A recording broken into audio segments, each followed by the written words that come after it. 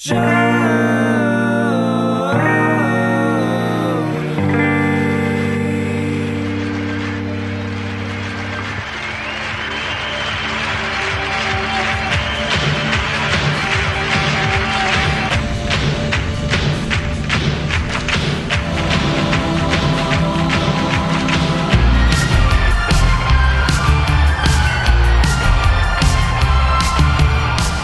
hello, everybody. Welcome to another installment of Show to Be with Mike G, the show of life, the show of tequila, the show of loving your community, loving terroir, and working with purpose. Today's guest is the master distiller for Luna Azul tequila, Mr. Francisco Quijano.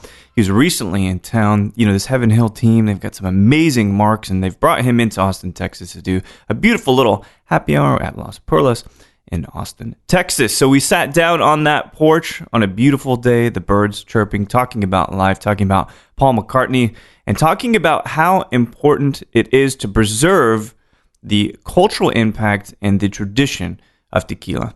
You know, Francisco worked for a massive company. He is very erudite. He's very academically sound. He's been through all aspects of this industry, from the numbers and now in the lab producing tequila for Luna Azul.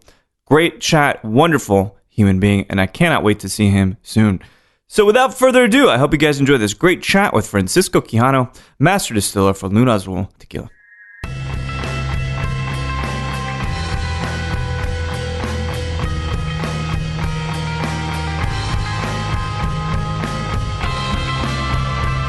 Well, you know, I'm the kind of guy who works in a distillery every day. And being here in Austin in a market like this is fantastic in a way that I realized that what we're doing down there in Mexico has a purpose. It does. It's a mission. But that mission only comes to light when you travel to a market like in Austin. Yeah. You see your products here. You see your the labels from your neighbors and the shelf. You see how barmans and mixologists are working with your labels and with your products.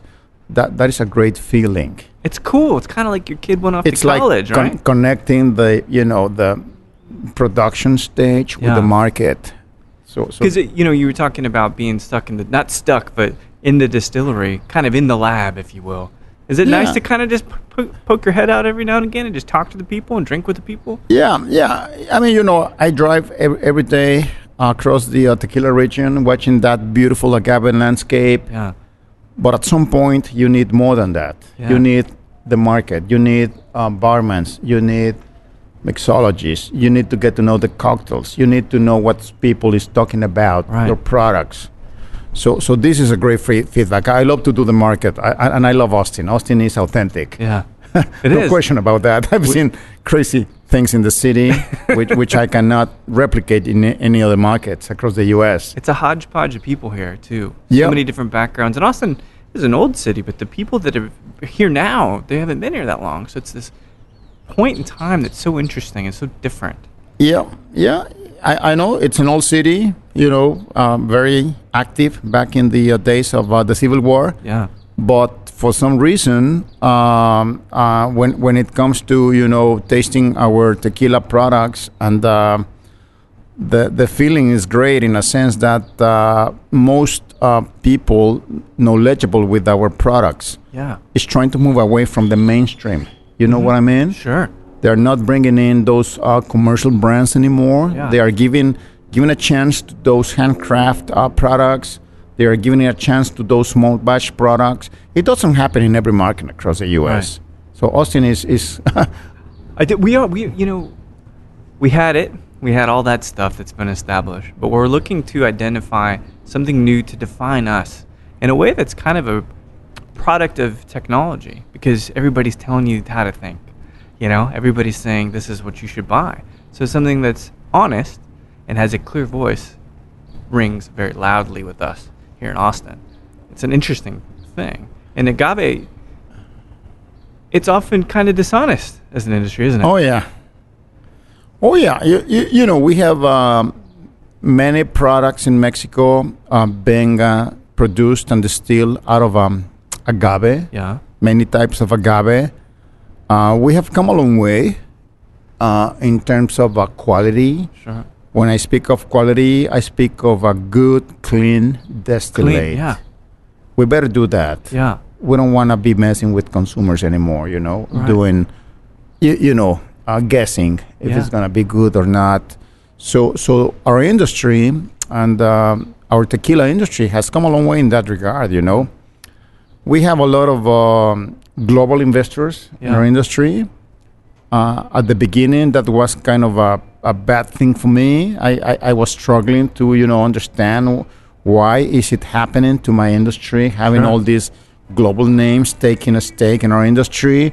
Now I realize that this is a good thing for us, Yeah. because we better meet those global standards when Right. it comes to the quality of the distillate. Because all the eyes are on the product, right?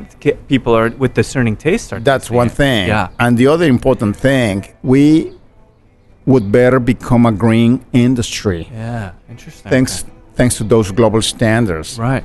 We have to think green from now on, That's good. Is that a pretty recent that's something that's emerged recently, right? As people do become more concerned about the environment. Exactly. So yeah, what does it mean to be producing a clean distillate, getting rid of those bad alcohols, Right, getting the rid of methanols, those right? bad elements out of Yeah. the process. Do not care about the cost. Yeah. If you become inefficient, that's fine. But at the end, you have to be honest, and there are no shortcuts. You have to be distilling super clean. And you use the word inefficiencies, which is a word that someone that's in engineering would use. That is someone who's determining processes, the leanness, these kinds of things. So the interesting thing for me when I've read about your work, there's the chapter with Salsa as a COO, obviously now with Tierras de Agave with Heaven Hill. But before all of this, you were a very educated and academic forward guy. Where did that emphasis on proper schooling come from? Was your father or your mother in that? I've been an engineer for many years now, and I guess I had a dream, believe it or not, when I was about your age, when I was younger, to be running any type of manufacturing facility, Really? my own, Yeah. and to become an important, part of that puzzle. Right. So I spent a lot of years working here, corporate, there, financial, this and that. And, about 18 years ago, I was invited to join Sauza Tequila, the tequila industry. Right.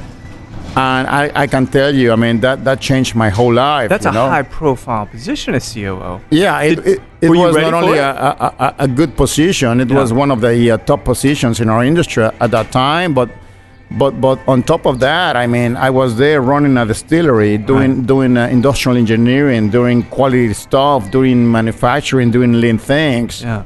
and most of all, delivering for consumers. Yeah. Filling orders in. You got your keys to the kingdom. In a way, right? I was lucky enough. Yeah. And then I switched to this, small family-owned company, the Beckman family distillery, Tierra de Agaves. Yeah.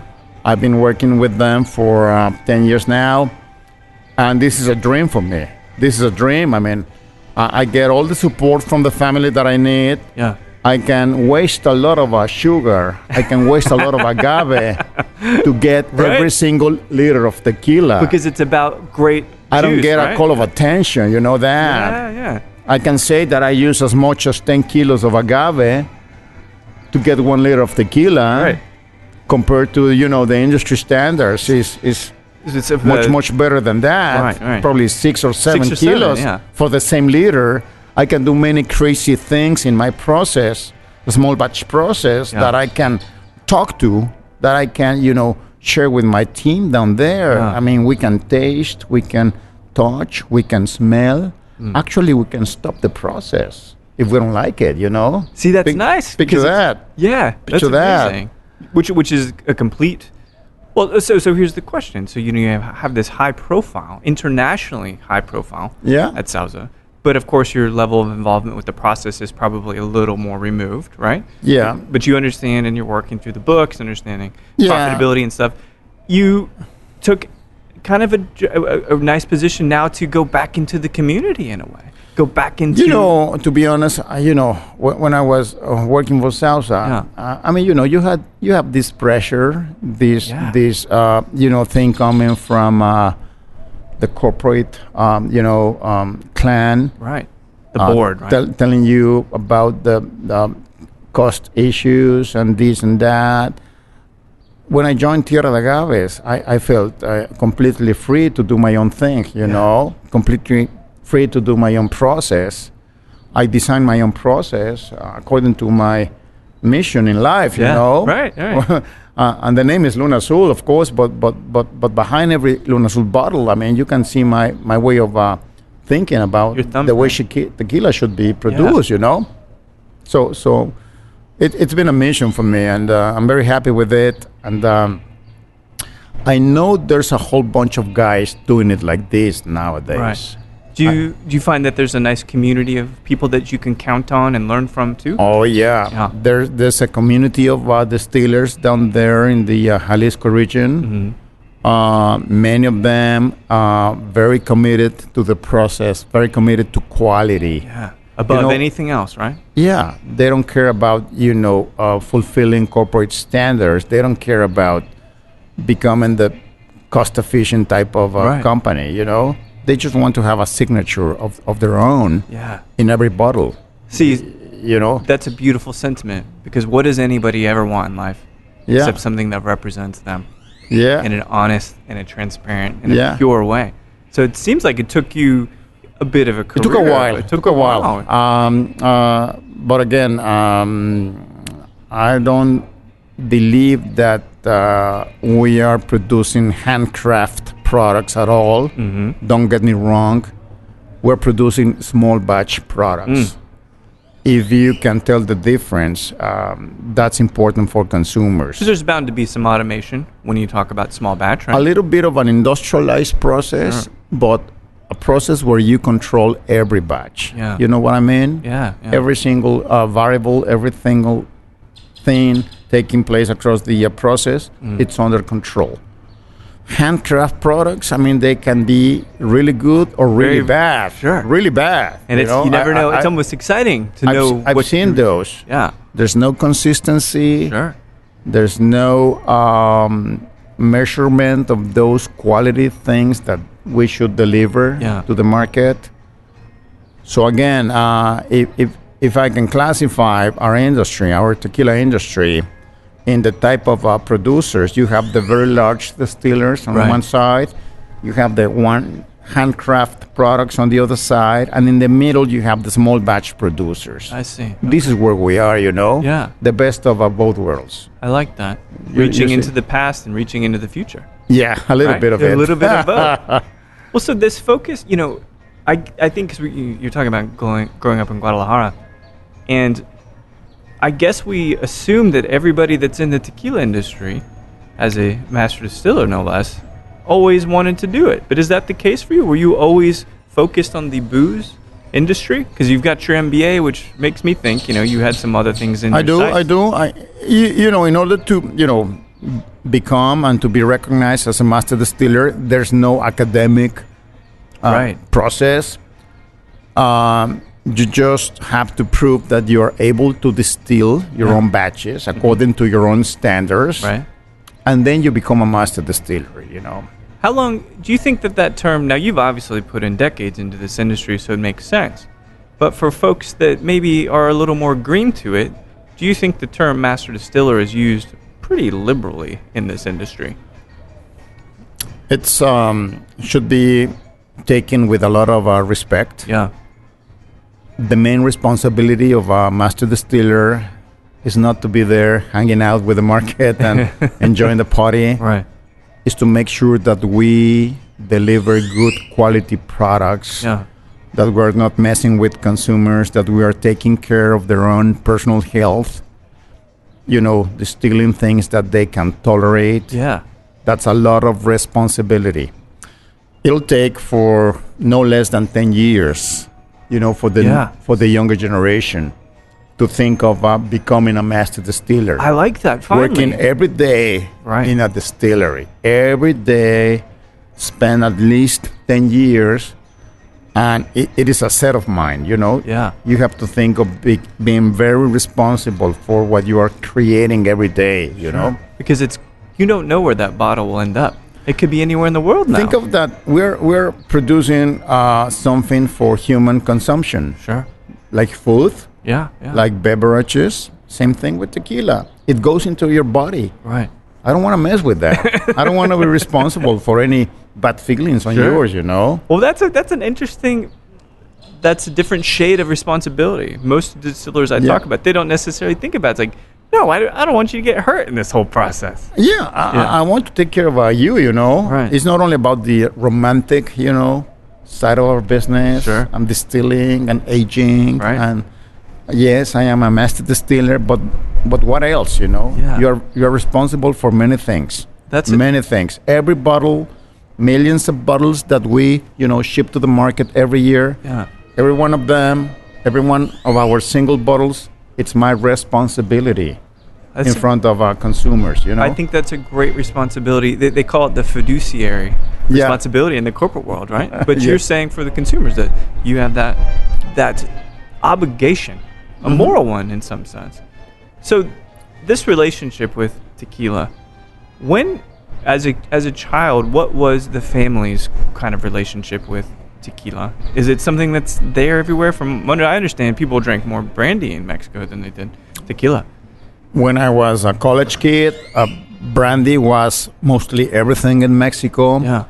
Tequila was not a good thing at that time. I'm talking about the 80s, mid 80s. It's a good time for things. Tequila was meant to be something for construction workers. We call them albañiles. So albañiles will be doing tequila, whereas the rest of the guys will be doing brandy or rum. Oh, wow, okay. Eventually, tequila start, you know, distilling with high quality products. I have to say that probably the very first brand who changed everything was Don Julio. Really? When the real Don Julio was alive, you know, the man himself. He decided that I got to do something different, you know. I got to, you know, deliver high quality products. I don't like to hear those things, they are talking about tequila, which is a bad product meant to be just for construction workers. Right. So the man created Don Julio. And ever since, tequila has come a long way in terms of high quality products. Today, tequila is about 40% of the market in Mexico. The spirits market. So internal Mexico very strong number one category. Wow. Nothing to do with the brandy and the rums and the vodkas and the gins. They are a very far away second place next to tequila. What do you think? I think about a powerful man who wants to change the narrative of tequila. What do you think he was trying to prove? That Mexico can make amazing things for any person? It was about the ego. The ego. My name is on the label. That's fair, yeah. So I better get it right. I better get it right. So he started doing small batch distillation, forget about the large volumes, right. Making a super clean distillate, removing those bad alcohols out of the process. Yeah. And eventually he did it. He did it. Does it seems like he has a very big reputation and a very big... To me, he's probably the most respected name in my industry. I like to have heroes myself. I cannot, you know, imagine my life without my heroes. Yeah. Don Julio is one of my heroes. Really? Did you ever get a chance to meet him? I know. Yeah. I did. And you know, I got a bottle with his own signature that he gave away to me. That happened about 15 years ago. Oh, wow. So that means a lot to me. That's a great thing. And where does that bottle reside now? It's at home in my bar. Yeah. 1942 Don Julio Reserve. Oh, wow. Signed by the original Don Julio, the man. So yeah, I have my heroes, and you know, tequila is everywhere in Mexico. I mean, women, they do a lot of tequila. We know it's about 50% of our business. Really? Is because of the women and the girls. Yeah, I didn't know that. Guys like me, we usually do it neat, no salt, no lime, no ice. Women, they will mix it with whatever they want to mix it with. Sure. They play a lot of cocktails and shakers and this and that. Yeah. But tequila is everywhere in Mexico. It's part of our culture. When I travel out there, when I represent the industry, when I was representing the tequila chamber producers traveling across the world, I would go like, what do you do for life? And I would answer, tequila. Oh, Mexico. Yeah. Or the other way around, Yeah. Where do you come from? Mexico. Oh, tequila. So you see the connection. Sure. Mexico means tequila and tequila means Mexico. They're synonymous. Did you find in that role, kind of as an ambassador of tequila, the category itself, that is there a responsibility to be eloquent, to be sophisticated? Oh, yeah. Because you're on that global stage, right? Number one, you have to be knowledgeable. Yeah. You have to read a lot. Number two, you have to represent an industry, not just a couple of brands out there. Thousands, tens of thousands of people. And number three, right? you have to be the face of the history of tequila, the culture of tequila, the people working the land. You have to represent a lot of people in that role, you know. Was there a lot of pressure for you to make sure that you got it right? It was a very fulfilling time of my life, traveling across the world and speaking about tequila. Sure. And saying to the world, hey guys, look at us. We have a great product to offer you. This is a gift from Mexico to the world, Yeah. Give it a try. Because it was just great. It's very rewarding to pay homage back to the hometown. Yeah. Yeah. Do you like that process of traveling for the brand, for traveling for the category? I mean, you've got 4 kids now. Is the wife all right with you? I can say that I love to be in touch with the market. Yeah. But now more than ever, I love to be down there in my distillery. Yeah. Making sure that everything is okay, taking care of the very small details. Sure. I like to think of myself like a guy being great in the small things in life. Yeah. That's amazing. So yeah, I love to travel, yes. Everyone loves to travel. But being there, isolated, and getting romantic with the history, the process, and the culture. Yeah. That's your element, fascinating. Right?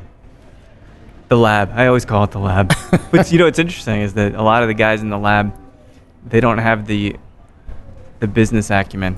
They don't have the ability to communicate well with large groups. Yes. So you have this nice mix. I mean, you could, as far as I see it, you're a great mix of all of those things. It's talent. You have to be, totally focused on your industry.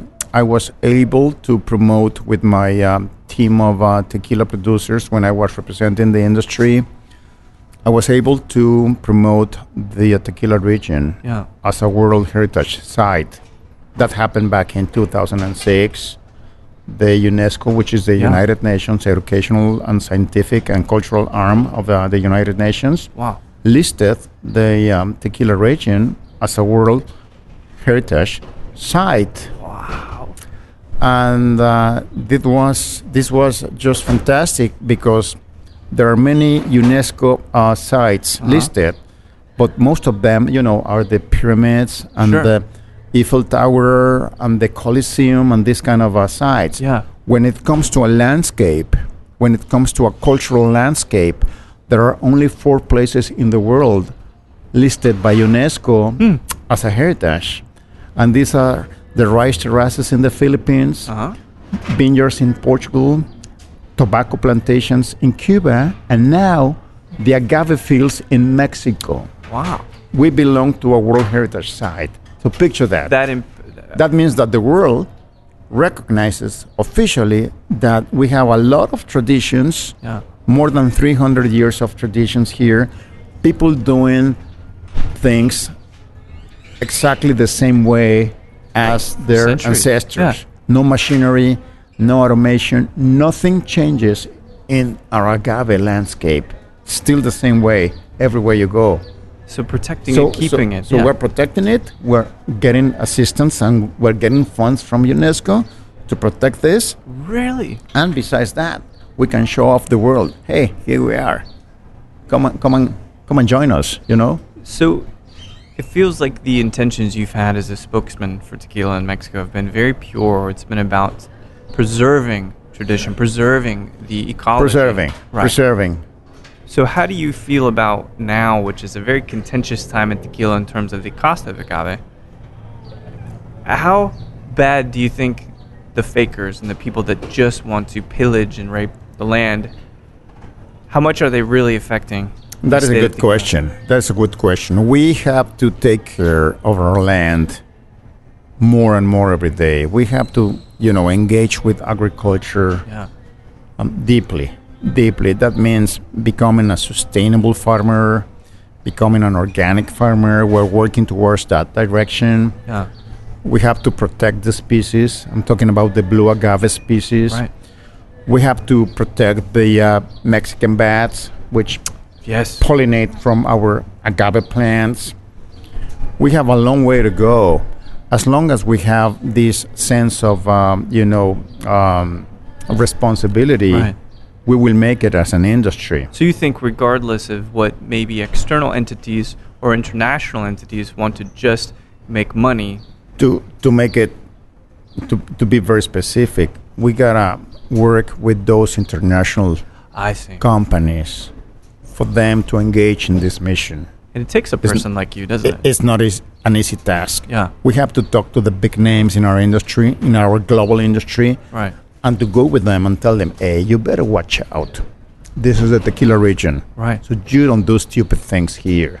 You better invest in this, in that, and in that. We're working on that. Do they feel open to the idea of investing, to improving, to giving back into the land? I got to deal with a lot of lawyers. I got to deal with PR managers. Right. But my goal is to deal with the main guys out there, The ones that can really make a difference. Everyone has a stake in our business. You name it, the big names in our industry. Sure.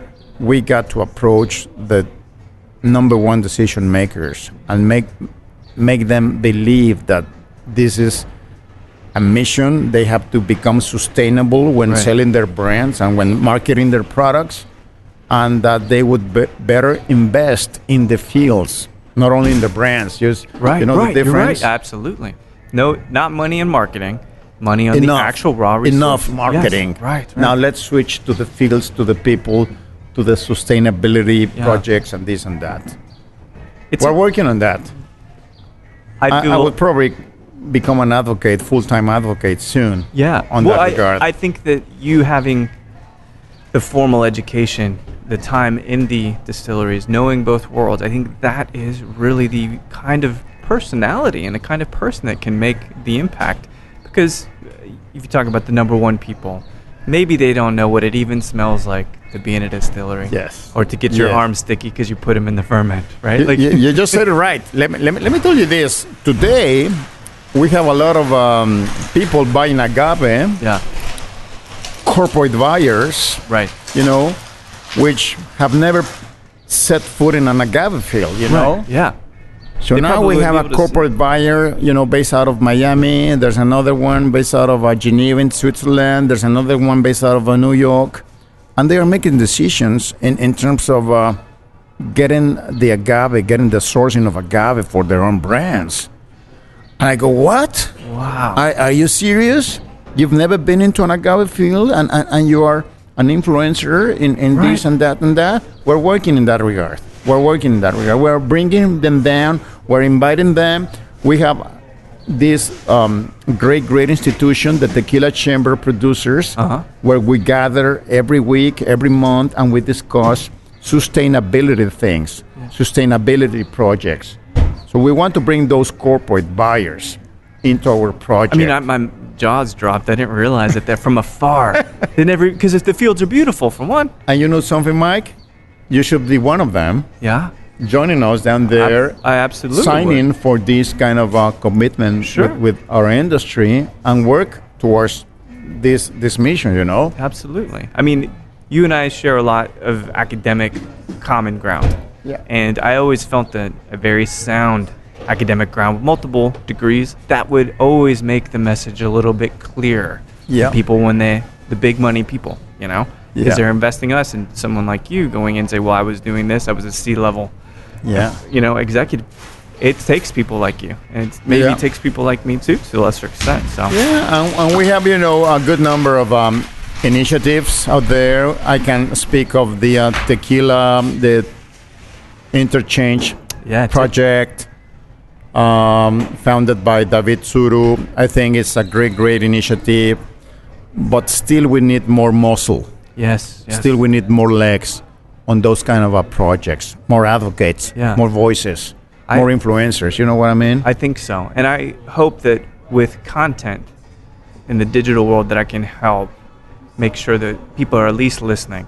There are some intricacies here that I don't think anyone's talked about the dynamic of people that aren't even in Mexico buying agave from Mexico. These are eye-opening things for me. I didn't even realize this. Now, this is how other business functions, sure. Yeah. But not in tequila, Yeah. right? It's got to be more pure. It has to be more honest, and it simply Yeah. is not in a lot of cases. Unlike any other spirit out there, Yeah. Think of rum, vodka, bourbon, scotch. Sure. Think of the raw material. Right. It's always a phone call away, Mm-hmm. Sugar cane. Mm-hmm. It's about a phone call away. Sorghum, rye. Yeah, corn. Oh, Corn. easily. Yeah. When it comes to tequila, you have to be engaged with agriculture, and you have to be engaged with sustainability of the land Yeah. and the people and the traditions. So this is important for corporate buyers. This is my message, and this is my invitation. Join us in an effort to become sustainable Yeah. everywhere around. Come down to Mexico, join us. I know you have a lot of influence, a lot of power, but you're Right. doing it the wrong way. Well, take it from you. You know how to do it the right way. Yeah. So this, I was thinking earlier too. You've got 3 daughters and a son, and Carlos has the same kind of dynamic where he has many daughters. When you're gonna hang the gloves up, I don't know, 10 years, 20 years, and then you'll be a man of the people again, fighting for tequila on a global stage. But do you have interest in getting one of the kids into the distillery to take it over? That's a very personal question. Yeah. So this is a very personal answer. Yes. Yeah. My son, he's 19 years old. He's just going into the engineering school. Oh, great. In Mexico, in Guadalajara. Yeah. And I have my eyes on him, to Well, it should, become right? the Yeah. next, master distiller for Luna Azul. He loves the process. He loves the company. Yeah. It's just a personal thought, but at the end, the one who should be leading, the next generation, should be number 1, environmentally committed. Sure. Number 2, technically well prepared. Right. But I'm looking forward to the next generation soon. Yeah. Does your son like tequila? Does he He does. enjoy drinking with you? He does. Yeah. He does. He likes cocktails. Yeah. He would like to become a barman. I'm still struggling with that. I'm not sure about that. But eventually, he would be joining our company, Tierra de Agaves, in the near future. Yeah. And start working from ground zero. Right. And No pulling any favors, right? He's got to do all of He it. will be eventually start working from ground zero, Yeah. and that's up to him, But I like to think that this is all a family business. Sure. Did your father have anything to do with the tequila industry? No. I really was, lucky enough to meet the Beckman family, the owners of Luna Azul and Tierra de Agaves. Yeah. Former owners of Jose Cuervo. Ah. They sold their stake at Cuervo about 25 years ago. They kept the land, the agave Oh, that's great. Yeah. land. They've been growing agave for 60 years now. Wow. And they decided to build this Luna Azul distillery only 12 years ago Yeah. with a vision of creating a small batch product, high quality tequila at an affordable price. So that's the So thing. this is the family that I represent, Yeah. and I love the family. I don't have any issues with the family, The only one issue is that the succession plan is not very clear yet, but we're working on that. It's exciting to see what kinds of possibilities are there within the family. Mm-hmm. And the thing, that having just audio never covers is the fact we've been sipping this Blanco for just over half an hour. And I've had a good amount of time now to warm up to it and to see you and to see the animation in your face talking about this child of yours, the Luna Azul Blanco. It's lovely. It's got depth and it's... Take a look at our Blanco. We pay a lot of attention to our Blanco. We make many things with our Blanco. This is our base distillate. So this is the signature product of the house. Mm-hmm. And batch after batch, let me give you an example. We taste every batch before bottling. Friday is tasting date in my distillery. Nine members in my tasting panel. Yeah. All of us certified tasters. We taste every batch and we measure 56 notes on a scale from 0 to 5 out of every batch. Wow. Out of those 56 notes, we measure 10 defects. They should be 0. Sure. Always. You follow me? Yes. What is one of the most notable defects that you probably don't see, but that is on the Sour list? milk, Sour milk. rotten aromas, gasoline, Gasoline, yeah. metallic. Yeah. They should be 0. Interesting. So this is the kind of things that you can do in a small batch process. Tasting cool. every batch before bottling. Yeah. I can speak of, I have tasted every bottle out there in the market. Yeah. Me and my tasting panel. And we know what it is inside. Oh, that's amazing. You see? Yeah. So the question is, do we meet the standards? Yes? Okay. That's approved for bottling. Yeah. Every batch. There's no bottle out there without tasting. Yeah, that the panel has decided is good enough. Oh yeah. So we were talking before we started recording too about another passion of yours and something that is very, very ubiquitous in Mexico as well, starting in San Luis Potosi, as you've mentioned, but getting even more rugged, getting even more into the process.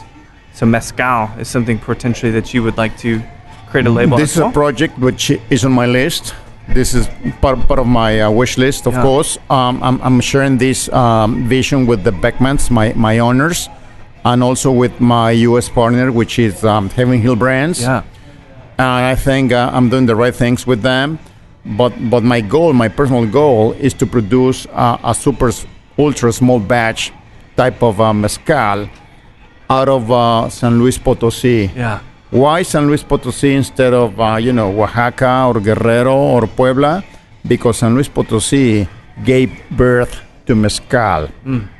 History will tell you that the very first mezcaleria was constructed and designed in San Luis Potosi. Today, it is an abandoned hacienda. Yeah. It's called Boca del Rio. So my goal is to, approach that hacienda and the owners and to deliver the right energy. So, hey guys, what about producing a mezcal, just to commemorate the birth of mezcal. Of mezcal as a category, yeah. We're working on that. That's incredible. We're working on that. And the kind of incremental step is with the Luminoso? Is that what it's called? The smoked Luna Azul that you guys work on? Luminoso is an alternative. It's an option for barmans and consumers. If they're not willing to pay that high price for mezcal, they can afford to pay Luna Azul El Lumoso, which is a smoky tequila produced the mezcal way in our tequila distillery. It's like it kind of made you curious. So I can challenge you, Mike, to do a blind taste with El Lumoso against any good mezcal brand. You will not tell the difference which one is not a mezcal. Yeah. So we're happy with it. I like it because it was, it's like a baby step towards the Mezcal project. You integrate this thing that you understand with tequila, and you're like, well, there's maybe a way to innovate. Slightly. And I got to tell you that Texas is our #1 market for El Humoso.